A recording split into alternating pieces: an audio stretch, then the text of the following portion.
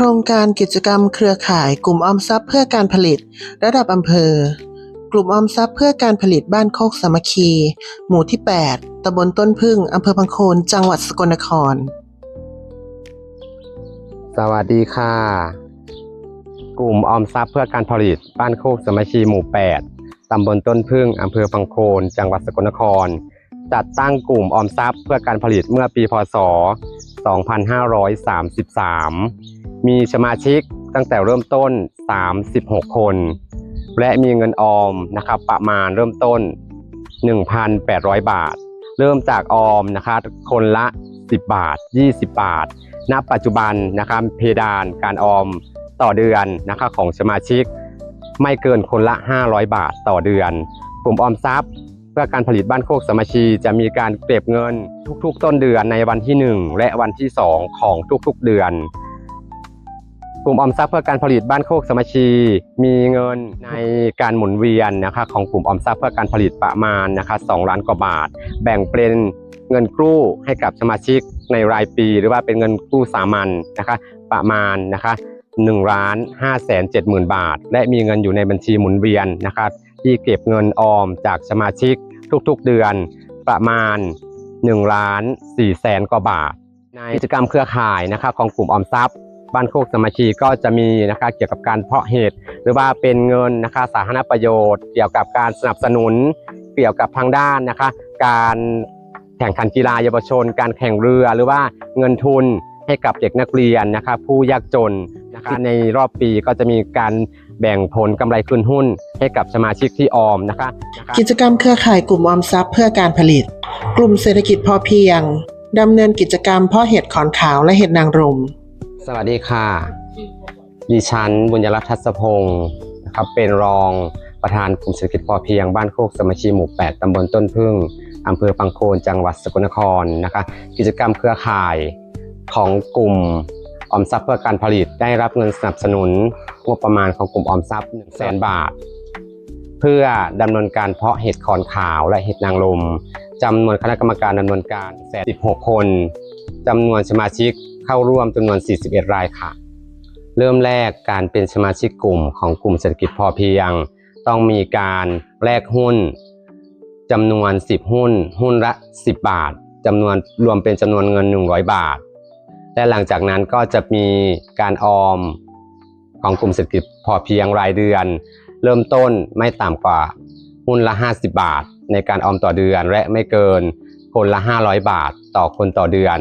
ของการออมเงินรายเดือนของกลุ่มเศรษฐกิจพอเพียงหลังจากนั้นทั้งเงินออมและเงินหุ้นของสมาชิกก็จะนำมาบริหารจัดการในกลุ่มเศรษฐกิจพอเพียงค่ะกิจกรรมกลุ่มเศรษฐกิจพอเพียงนะคะมีการเพาะเห็ดขอนขาวเห็ดนางรมขายให้กับคนในชุมชนปล่อยกู้ให้กับสมาชิก10 บาทต่อปีการปันผลกำไรนะคะให้กับนะคะกลุ่มนะคะเศรษฐกิจพอเพียงจะมีกลุ่มเห็ดนางรมเห็ดขอนขาว 100% นะคะแบ่งให้กับผู้ขาย 20% นะคะตอบแทนคณะกรรมการ 30% ปันผลให้กับสมาชิก 25% สมทบกลุ่มเศรษฐกิจพอเพียง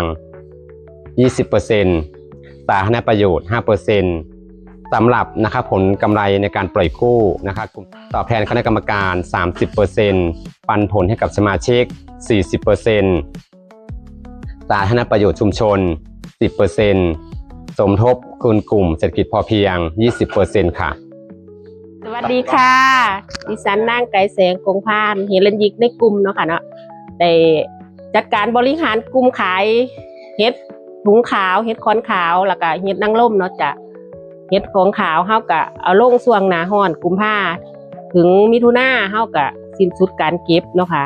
เห็ดขอนขาวนี่ก็ขายประมาณกิโลละ100 บาทนะจะได้มือละ300 ถึง 400 บาทต่อมือเนาะจ้ะเนาะบาทนี่ก็มาลงเฮ็ด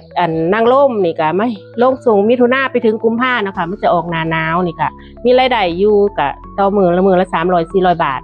ก็มีเงินหมุนเวียนในหมู่บ้านโคกสามัคคีเฮาเนาะค่ะได้ดีบ้านเฮานะเพราะว่าการซื้ออยู่ซื้อกินนี่เศรษฐกิจก็ดีหมุนเวียนได้นี่ล่ะค่ะปัญหาอุปสรรคในการดำเนินการกลุ่มนะคะก็จะมีปัญหาเกี่ยวกับตอนนี้ก็คือเกี่ยวกับโรงเรือนเกี่ยวกับการเพาะเห็ดเพราะตอน ตอนนี้เรายังไม่มีพื้นที่หรือว่าโรงเรือนเป็นของตัวเอง เพราะเรายังไปเช่าโรงเรือนของคนอื่นอยู่ค่ะปัญหาเรื่องเห็ดธรรมชาติที่ออกมานะคะสำหรับในช่วงฤดูฝนมีผลกระทบเกี่ยวกับการขายทางด้านการตลาดแผนพัฒนาต่อยอดกลุ่มก็จะมีนะคะเกี่ยวกับการวางแผนเกี่ยวกับการขยายนะคะก้อนเห็ดนะคะเห็ดขอนขาวนะคะจาก500ก้อนเป็น 1,000 ก้อน